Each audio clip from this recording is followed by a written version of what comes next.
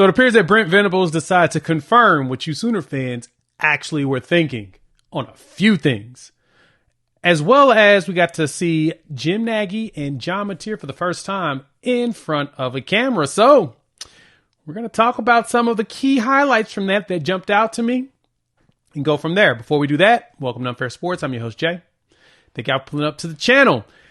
I got to say, having a presser right before spring practice and bringing out your two biggest guns, your two biggest acquisitions, pretty darn smart by this Oklahoma staff because, not going to lie, there was some banger of quotes that came out of this, as well as conversation pieces that really got me kind of excited. You know, I dropped that video yesterday about what if Oklahoma is good, and man,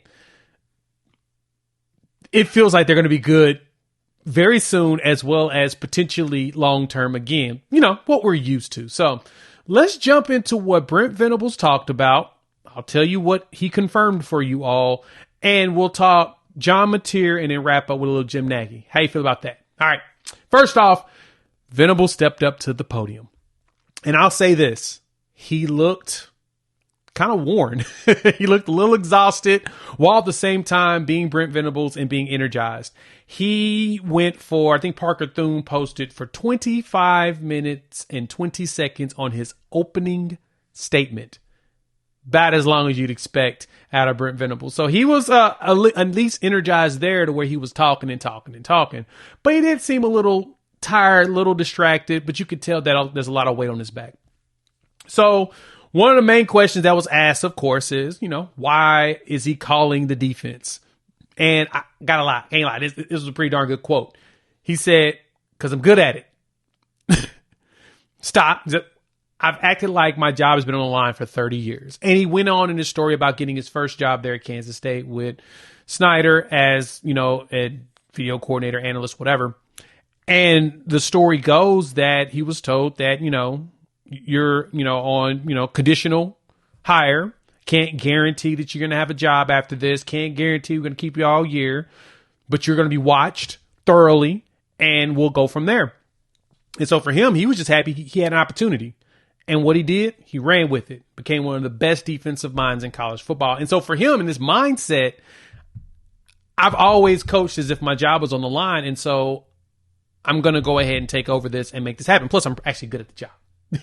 like not too many people truly complain fully. I mean, Sooner fans did, hence why he left and went to Clemson. But he learned how to adapt and adjust and get better at it. And that's exactly what he's going to do.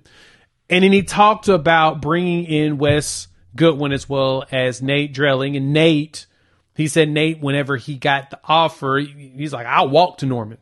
I ain't got to, I'm on the way. So the excitement, of course, is there. And it was interesting how he bringing in a young guy that he feels like has an opportunity to make something happen. And so, and in Wes, it sounds like he's going to be focusing on the Cheetahs, which is huge. I think Wes worked really closely with like Isaiah Simmons and them when they had the Cheetahs there at Clemson. So sounds like we're getting some of the old Brent Venables and stuff back. From there, he also confirmed the one thing that a lot of Sooner fans were saying in my comments when I talked about the spring game. Injuries. After last season, he did not want to place the team in a situation where you could get people hurt and really kind of unnecessary to be done. And I totally get that. It made sense. Plus, he broke down all these injuries. Shout out to my guy, James D. Jackson over there, 247. He posted the ones that he really talked about. 9 players are missing spring practice. Here's your list. You got Heath Ozida as well as Kay McIntyre, Jaden Jackson, and Logan Howland, all with labrum situations. Remember, Jaden Jackson had that little surgery that we saw. So it appears that he was playing throughout the season with it. Freshman All-American, messed up labrum, still was holding it down. That should tell you something about the dude's toughness. But I digress. Seth Freeman towards ACL. Andy Bass re-injured that knee that he had surgery on, unfortunately. Kendall Daniels, KJ Daniels, who just came here from Oklahoma State. He'd been dealing with a hamstring situation most of his career, so they're working on trying to get that resolved, so he'll be limited. Javante Barnes' foot is still kind of bothering, but he'll be back soon. And Darius Avalava had a knee injury in high school before he got there, and so they're going to be working through that. But that is the ones that we got that are coming in to spring practice, not going to be able to practice. So that's your starting list of people that are down, and that's the detailed list of the type of injuries they have. Appreciate BV going through in this 25 minutes, giving us an update on that portion of it. He didn't really talk about Dobie, but I think that one's one that's coming soon. But the other thing that he really dug into was the Jim Nagy hiring and bringing John Mateer. He talked about Mateer being a big-time leader, and that was one thing that he likes. He's a leader. He adapted well. He's a locker room guy. All of that. Got your boy a little excited. I'm ready to see Mateer out there throwing up a little money sign and making the magic happen. Let me know what y'all think. That's just a quick on it. Make sure you go watch it. I got the links in the description below if you want to watch Brent Venables' presser as well as Nagy's as well as John Mateer's. Check them out. It's good stuff. Hop in the comments. Want to hear your thoughts. Next up, John Mateer. And the Mateer interview was interesting because, of course, everybody's throwing all the questions at him, especially around, hey, how do you feel about playing in Oklahoma? And, you know, all the stuff that, I'm going to be honest, that in a level of irrelevance that probably didn't need to be thrown at him. But they talked to him about coming to Oklahoma. First off, he's jazzed about it. Like, there was a post that they did, and I'm kind of upset nobody asked him about this, but the Sooners did a post, and they talked to the young players, the new players, about the jerseys they like. And everybody went through either the all icy whites, they liked the crimson, they liked the unity jerseys. One person actually pointed out the throwbacks from last year with the white helmet and the stripe. They liked that one. And Mateer pointed out he liked the wood grain. Now, my boy John was laughing over there at Locked On Sooners. He's like, why would he pick that? You know what that told me? Mateer's been paying attention to Oklahoma football for a long time. Obviously, he said he was a fan. And that, to me, when he said the wood grains, told me he's legitimately a fan. So I'm kind of upset nobody pushed on that to kind of get his thoughts about that one. But I wasn't there to do it, unfortunately. But they talked about Heisman Park and the traditions here at Oklahoma. And Mateer said it's pretty clear. I don't think about it every day. I want to win games. And if you win a lot of games, that could happen. That'd be cool. But I want to win games. Basically what y'all like to hear. He gave you all the coach speak you needed. He wants to win. His mindset is going out there winning games. You know, he said that people say he has swagger. More so he comes in with a lot of confidence, but that ain't important. He wants dubs. And his focus is going out there getting W's. That put a smile on my face. I like that he has perspective, and I like that he gives a bleep. That's critical. He also said it was pretty surreal being at Oklahoma. Can't beat that, right? He's like, hey, it's surreal that I get to actually be a quarterback for the University of Oklahoma. And it's wild. It's a privilege and an opportunity to be here. He gets it. So now all I got to do is go out there and produce. But he also come across super personable. Everyone liked him. I mean, based upon the responses from the insiders, shout out to them, that, you know, everyone loved everything about the Mateer interview.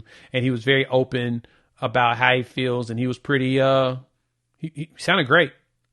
I'm liking what we're getting.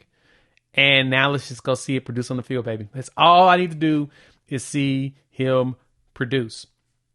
So that's simple stuff. Again, links in description for his interview. Hop in the comments. How you feeling about Mateer and what you've heard and what you've seen on social media? Because all the insiders were tweeting about it as they went through it. Love to hear your thoughts on that.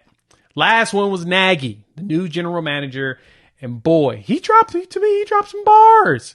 You can tell that he is high-key excited about this job. He talked about how he was a Billy Sims fan. First poster, first jersey. Big Detroit Lions fan because of Billy Sims. So he knows the Oklahoma tradition. He understands Oklahoma, and he ain't playing when it comes to that. What Nagy also stated, and this actually leads back to Brent Venables and one more other thing he confirmed. He talked about that there was no blueprint in having these valuation discussions with kids, 18, 19, 20-year-olds. It's not easy. There's no blueprints. You have to figure it out. And he said that was a very tough space for him. I like the fact that BV admitted to the struggle on that because, I mean, he's right. We don't have a blueprint to how this NIL stuff was going. It's like, say, it was Wild Wild West. Pretty weird. And Nagy coming in is going to add additional balance for him. And so as Nagy talked, everybody got ourselves pretty excited. One thing Jim Nagy stated that's definitely a pause moment, but he said that he likes nothing more than to sit in a dark room and watch tape.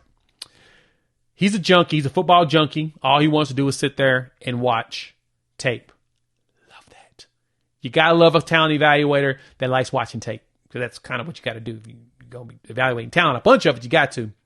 But one thing I liked about his approach on the recruiting aspect is he stated this, that he's not going to force a player down the team's throat, and he's not going to let the coaching staff do that. They're going to find a happy balance in how they evaluate players. But he also stated that he's not going to allow the coaching staff to waste their time with players that don't make sense for this program or that are not SEC caliber. He's going to take a traits-driven approach to finding players that fit at Oklahoma. Also, every year in the portal, they're going to attack it. It's going to be different. We're going to try and get that thing scouted the best we can. And that's why I told y'all Nagy is huge on this, because remember, he's been grinding tape for G5 dudes because he was offering them guys to come up to the Senior Bowl. They were good enough. Yeah, I may not like G5 good dudes, but I'm telling you, if you find a talented dude in the G5 that ends up going pro, you're going to be like, well, why didn't Oklahoma go after him? I know how some of y'all be getting in the comments. Not all of you, but some of you. Some of y'all be wilding out for no reason. And even BV mentioned that one out of every 4 players that was at the NFL Combine started off at a non-P4 school. Tells you something. But they're going to work closely in collaboration for Nagy and BV and the staff. So they're going to bring the players to the staff to make it easier on them, lift some of the load off their shoulders and be like, hey, these are the ones that we're looking at that make the most sense. Let's have a conversation. And they're going to build a big board that way. I like the idea of the collaboration and going with the NFL scouting approach. Now, Nagy said he's not going to be the only one. He's going to bring in a staff, and the school is very supportive of him bringing in a good staff for this. The best part is that they're going to be getting guys with NFL experience, is what Nagy wants. So you're going to have some NFL caliber scouts coming in and working here to build out a program to be one of the best in the country. Everything is being laid out perfectly like it's supposed to. They're putting themselves in a situation to be successful. Now we need to see the results on the field. I know, because I agree. You got to see the results on the field. But outside of that, I am excited about this Nagy one. Let me know what y'all think. Hop in your comments. Want to hear your thoughts. How y'all feel about kind of those statements I said from Nagy and the thoughts? We want to hear from you all. So me and Cooper go live, and we'll probably rehash some of this stuff, but we'll get some thoughts around what we feel about Mateer, what we feel about BV, what about Nagy. And then, of course, me and John will dive even more deep into it over on Locked On Sooners, so make sure you check that out. Go subscribe to the channel. We just hit over 11,000 over there. We're at 18,250 here. Goal is to get to about 20,000 by season. We'll see if this recruiting information will get y'all there, or if I can just toss more SEC. I don't know. But thank y'all for pulling up. We'll chop it up with all of you a little bit later today. Peace.